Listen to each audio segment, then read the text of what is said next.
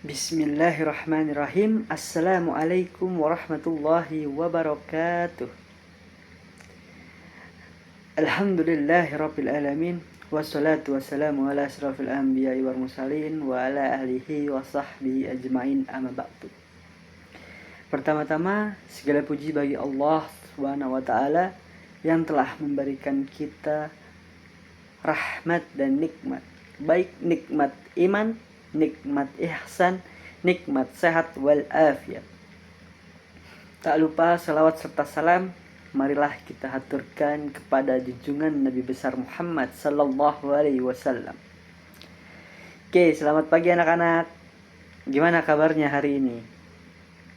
Alhamdulillah sehat semua ya. Ada yang sakit nggak? Oke, alhamdulillah sehat semua ya. Oke, sebelum memulai pembelajaran pada hari ini, alangkah baiknya kita berdoa agar diberikan kelancaran, kemudahan, dan pemahaman untuk memahami materi pembelajaran pada hari ini. Berdoa dimulai. Bismillahirrahmanirrahim. Berdoa selesai. Oke, gimana? Udah semangat belajar hari ini? Oke, udah gak sabar ya pengen belajar pembelajaran hari ini ya. Oke. Sebelum memulai pembelajaran pada hari ini, Bapak ingin absen terlebih dahulu. Bapak ingin mengecek kehadiran kalian pada hari ini. Jika Bapak sebut namanya, kalian menjawab dengan hadir, lalu sebutkan satu negara, oke? Ahmad Naufal, Jerman, oke. Andre Prayoga, Portugal, oke. Selanjutnya ada Randi Zahran, Australia, oke. Selanjutnya Ananda Nur Hussein, Meksiko, oke. Indra Arif, Brunei, oke. Selanjutnya ada Tri Suryani, Indonesia, oke. Khairunisa, Malaysia, oke. Selanjutnya ada Fitri, Perancis, oke. Selanjutnya ada Ahmad Zuan, Argentina, oke. Selanjutnya Ibnu Rijal Mutafaqih, Kamboja, oke. Alhamdulillah hadir semua ya hari ini. Alhamdulillah. Gimana? Udah gak sabar ya untuk melakukan pembelajaran pada hari ini? Oke. Sebelum memulai pembelajaran hari ini, Bapak akan sedikit mengulas kembali materi kita pada minggu lalu, yaitu membahas tentang perilaku tercela. Ada yang bisa menyebutkan contohnya perilaku tercela? Ya betul. Ria, berfoya-foya, takabur, sombong. Ya, itu termasuk perilaku tercela. Perilaku tercela itu harus kita hindari, karena perilaku tercela tersebut dapat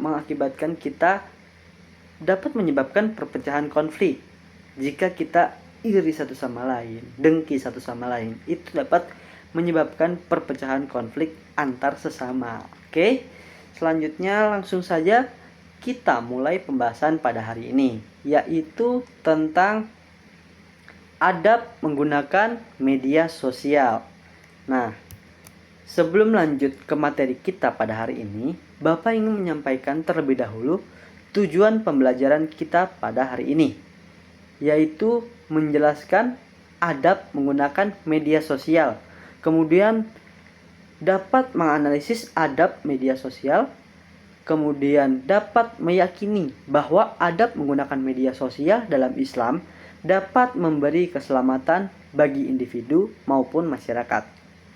Kemudian yang terakhir, dapat membiasakan sikap menggunakan media sosial yang santun, saling menghormati, bertanggung jawab, dan cinta damai. Oke, apa itu media sosial? Ada yang tahu? Iya betul, Instagram, apalagi YouTube, betul, TikTok. Iya, itu termasuk contoh-contoh media sosial ya. Oke, kita akan membahas definisi dari adab dan definisi dari sosial media. Nah, definisi adab terlebih dahulu. Secara bahasa, adab itu artinya adalah adat istiadat. Sedangkan secara istilah, adab adalah kebiasaan dan aturan tingkah laku praktis yang mempunyai muatan nilai baik yang diwariskan dari satu generasi ke generasi berikutnya. Nah, secara sederhana, adab adalah tata krama atau perilaku yang baik dalam kehidupan sehari-hari. Jika dilihat dari istilahnya,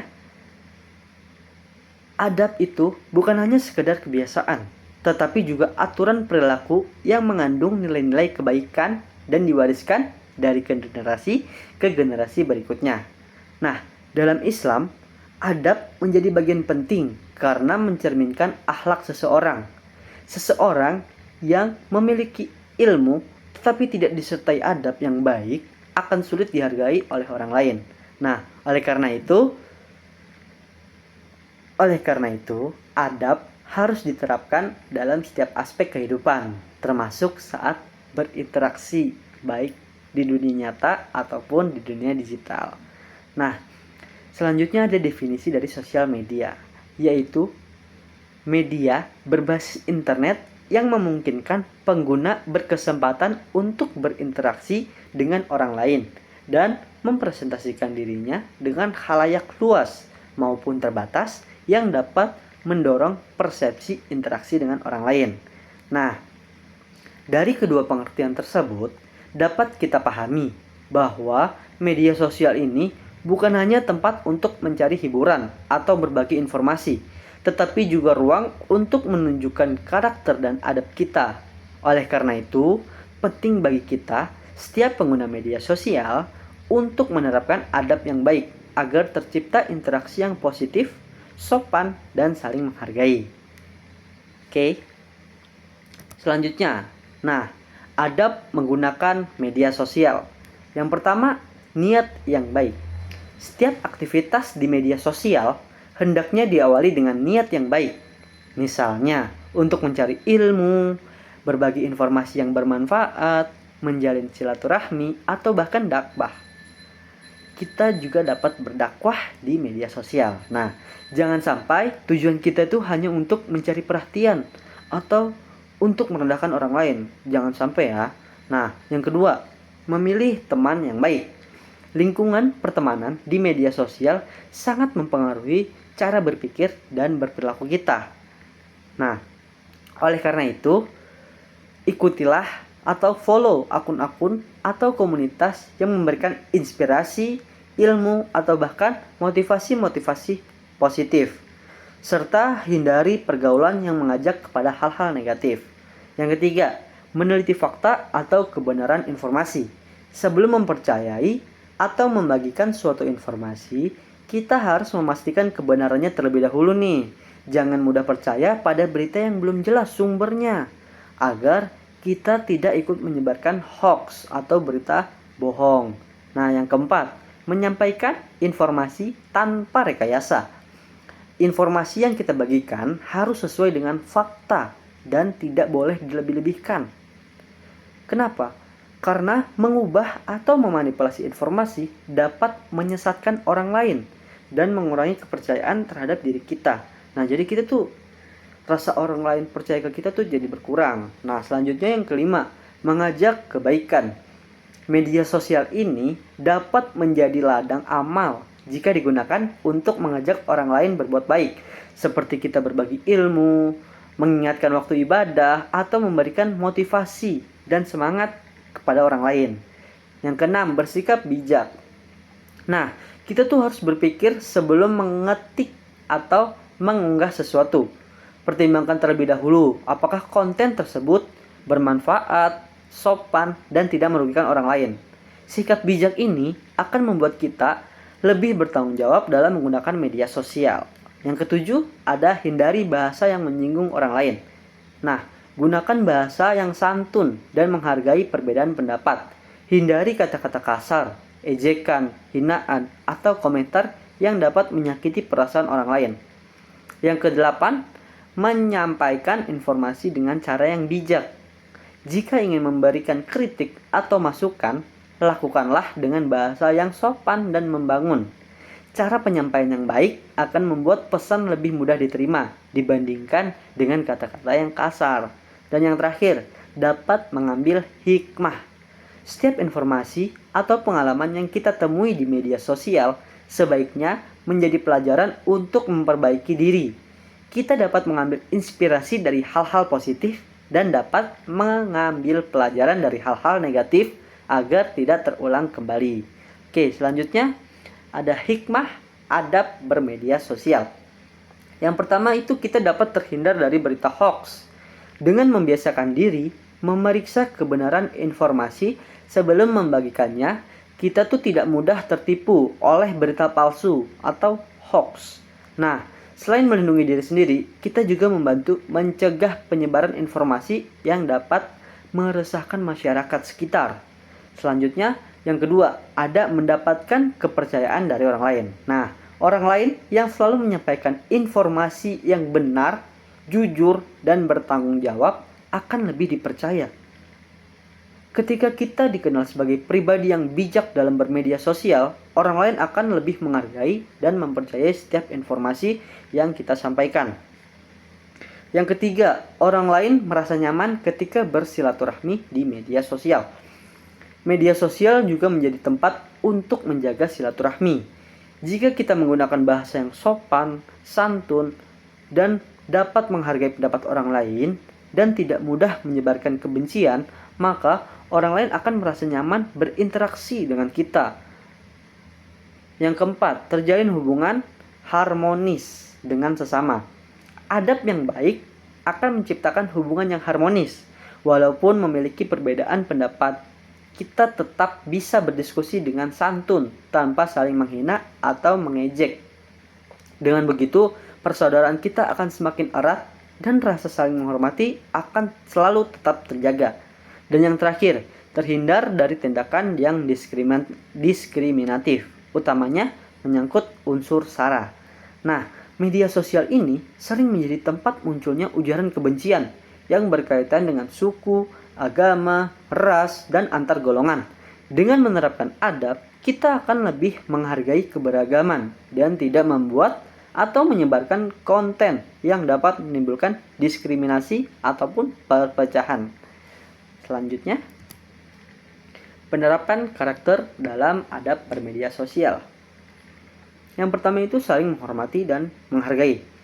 Setiap orang memiliki latar belakang, pendapat, dan keyakinan yang berbeda. Oleh karena itu, kita harus menghormati perbedaan tersebut dan tidak memaksakan pendapat sendiri. Dengan saling menghargai, media sosial akan menjadi tempat yang sangat nyaman untuk kita saling berdiskusi. Kemudian yang kedua, menghindari update status atau mengunggah berita yang berburuk sangka. Sebelum mengunggah sesuatu, kita harus berpikir terlebih dahulu apakah informasi tersebut benar dan tidak menimbulkan prasangka buruk terhadap orang lain. Karena Islam mengajarkan agar kita menjauhi sifat suudzon atau berburuk sangka karena dapat merusak hubungan antar sesama. Kemudian yang ketiga, mengunggah status atau informasi yang bermanfaat. Gunakan media sosial untuk menyebarkan hal-hal yang positif, seperti ilmu pengetahuan, motivasi, informasi pendidikan, atau kegiatan sosial. Dengan begitu, media sosial dapat menjadi sarana berbagi manfaat dan bahkan menjadi amal jariah. Yang keempat, gunakan bahasa yang santun dan tidak menyinggung perasaan. Saat berkomentar atau berdiskusi, gunakan kata-kata yang sopan. Meskipun kita berbeda pendapat, kita tetap harus menjaga etika agar tidak menyakiti perasaan orang lain ataupun memicu konflik. Dan yang terakhir, tidak memproduksi dan menyebarkan berita bohong atau hoax. Kita tidak boleh membuat ataupun menyebarkan berita yang belum jelas kebenarannya. Sebelum membagikan suatu informasi, pastikan sumbernya terpercaya. Dengan begitu, kita ikut menjaga kejujuran dan mencegah penyebaran hoax. Oke, selanjutnya di sini ada studi kasus. Bapak memberikan 2 studi kasus untuk kalian kerjakan. Oke, nanti Bapak akan membagi kalian menjadi 2 kelompok. Kelompok pertama akan mengerjakan studi kasus pertama dan kelompok kedua akan mengerjakan studi kasus kedua.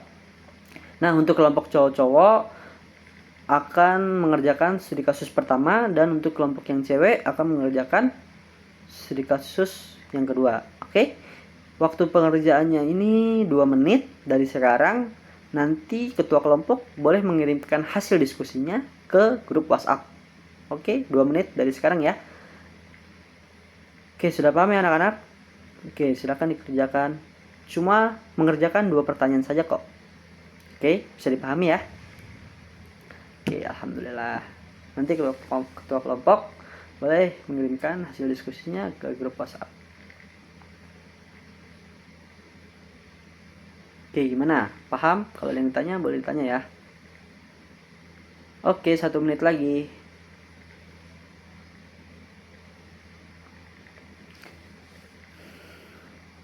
Gimana? Paham ya? Paham semua ya?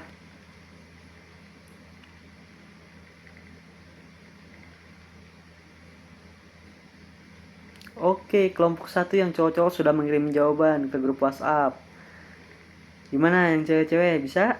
Oke, alhamdulillah. Oke, yang cewek juga sudah mengirimkan jawaban ke grup WhatsApp. Izin Bapak bacakan ya. Untuk studi kasus 1 yang dikerjakan oleh kelompok 1. Jawaban yang pertama. Dari pertanyaan, apa dampak dari tindakan? Nah, dampaknya nama baik korban akan tercemar. Korban merasa dirugikan dan pelaku dapat dikenai sanksi dari sekolah maupun hukum. Kemudian jawaban dari nomor 2, bagaimana cara menyelesaikannya? Dengan cara menutup akun palsu, lalu meminta maaf kepada korban, memulihkan nama baik korban, serta menggunakan media sosial secara jujur dan bertanggung jawab. Oke, jawaban yang sangat bagus ya. Tepuk tangan buat kelompok 1. Oke, selanjutnya untuk kelompok 2. Jawaban untuk soal yang pertama. Apa dampaknya? Yaitu menyakiti perasaan orang lain, menimbulkan kecemburuan sosial, serta membuat citra pelaku menjadi buruk. Nah, jawaban yang nomor 2, cara menyelesaikannya dengan cara menghapus konten yang menyinggung, lalu meminta maaf, lalu lebih bijak lagi dalam membuat konten, dan menggunakan media sosial untuk menyebarkan hal-hal yang bermanfaat serta positif. Oke, jawabannya sangat bagus juga untuk kelompok 2. Boleh tepuk tangan untuk kelompok 2. Oke, selanjutnya benar ya, jawaban yang sangat baik dari kedua kelompok. Nah, kedua pelaku ini tidak menerapkan adab dalam bermedia sosial. Ini sangat tidak boleh ya, karena dapat menyebabkan perpecahan antar sesama. Oke, paham ya? Dapat dipahami ya? Oke, selanjutnya akan ada kesimpulan. Nah, kesimpulannya yaitu adab menggunakan media sosial berarti memanfaatkan media sosial dengan bijak, sopan, jujur, dan bertanggung jawab, serta menghindari penyebaran hoax, ujaran kebencian, dan konten yang merugikan. Dengan menerapkan adab yang baik, media sosial dapat menjadi sarana untuk menyebarkan kebaikan, menambah ilmu, dan mempererat hubungan dengan sesama. Oke, cukup sekian pertemuan kita pada hari ini. Ada yang ingin tanyakan? Oke, tidak ada ya, sudah paham semua ya. Nah, selanjutnya Bapak ingin memberikan kalian evaluasi harian. Nanti Bapak kirimkan Google Form ke grup WhatsApp ya. Dikerjakan langsung. Nanti langsung Bapak input nilainya, oke? Oke, terakhir sedikit kata-kata dan motivasi dari Bapak. Di era digital seperti sekarang, jari kita dapat mengetik ribuan kata hanya dalam hitungan menit. Namun setiap kata yang kita tulis akan dimintai pertanggungjawabannya. Nah, ingat nih, jejak digital bisa bertahan lama. Maka tinggalkanlah jejak yang baik agar bermanfaat bagi diri sendiri dan orang lain. Oke, mungkin cukup sekian dari Bapak. Sebelum ditutup, alangkah baiknya kita berdoa. Berdoa dimulai. Berdoa selesai. Mungkin cukup sekian pertemuan hari ini. Semoga kalian semua paham ya. Oke, Bapak tutup. Nun wal qalami wa ma yasturun. Fastabiqul khairat. Assalamualaikum warahmatullahi wabarakatuh.